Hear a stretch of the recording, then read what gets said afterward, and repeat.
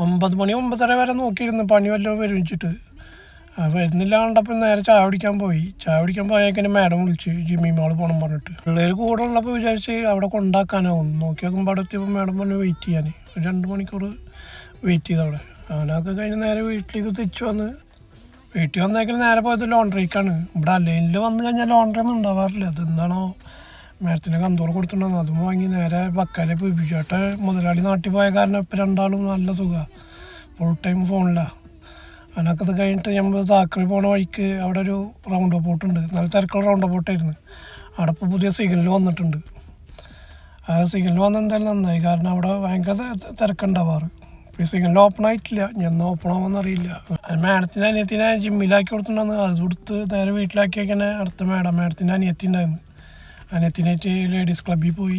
അവിടെ ചെന്നപ്പോൾ വെയിറ്റിംഗ് തന്നെയായിരുന്നു പണി. അങ്ങനെ അവിടെ പുറത്തങ്ങനെ ഉലാത്തുമ്പോഴാണ് ഈ മരം കണ്ണിപ്പെട്ടത്. ഇത് എന്താ വെച്ചാൽ UAE ദേശീയ മരമാണ്. ഇതിവിടെ വല്ല ഡാമേജ് എന്തെങ്കിലും വരുത്തി കഴിഞ്ഞ് കഴിഞ്ഞാൽ അതിന് 10,000 ദിർഹംസാണ് ഫൈന്. നാട്ടിലത്തെ ഒരു 2.5 ലക്ഷത്തിനോളം വരും. അങ്ങനെ മാഡത്തിൻ്റെ അടുത്ത് നേരെ വീട്ടിലാക്കി കൊടുത്ത് ഞാൻ നേരെ റൂമിൽ പോയപ്പോൾ അവിടെ ഫുഡ് അടിക്കാനുള്ള പരിപാടിയാണ് അവർ. രാജേഷിൻ്റെ ചിക്കൻ ബിരിയാണി നിന്ന് സ്പെഷ്യലി. രാജേഷിന് ബിരിയാണി ആയാലും കറി ആയാലും ഒക്കെ നല്ല അടിപൊളിയായിട്ട് വെക്കും. അതുകൊണ്ട് തന്നെ രാജേഷാണ് ഇപ്പോൾ ഞങ്ങളെ ആസ്ഥാന കുക്ക്. അങ്ങനെ ഫുഡ് അടിക്ക് കഴിഞ്ഞിട്ട് കുറച്ച് നേരം കിടന്നുറങ്ങി. പിന്നെ എണീറ്റത് അബുദാബിക്ക് പോകുന്ന ടൈമിലാണ്. അങ്ങനെ എണീറ്റേക്കാനെ ബാഗും കാര്യങ്ങളൊക്കെ പാക്ക് ചെയ്യാണ്ടായിരുന്നു. പിന്നെ പരിപാടിയൊക്കെ കഴിഞ്ഞിട്ട് നേരെ ഞാൻ വണ്ടി എടുത്ത് ഗാരേജിൽ നിന്ന് പുറത്തേക്ക് ഇടാൻ പോയി. അപ്പോൾ അതാണ് അലൈനത്തെ ഒരു ദിവസം. അപ്പോൾ അടുത്ത വീഡിയോയിൽ വരാം. പിന്നെ എൻ്റെ വീഡിയോ ആദ്യമായിട്ട് കാണുന്നവർ ലൈക്കും ഫോളോയും ചെയ്യാൻ മറക്കല്ലേ.